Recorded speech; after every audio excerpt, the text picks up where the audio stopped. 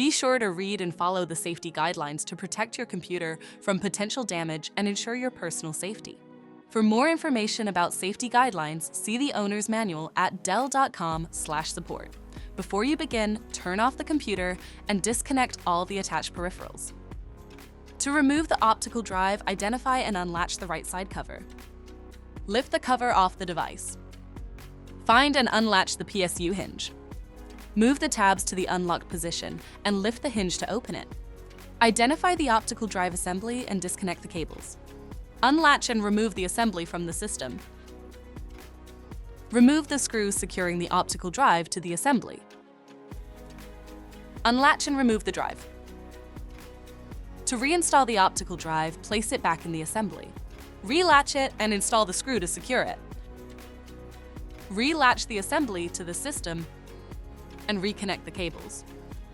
Push the PSU hinge down to close it and move the tabs to the locked position. Relatch the right side cover to the system. For more information about your Dell system, visit dell.com/support.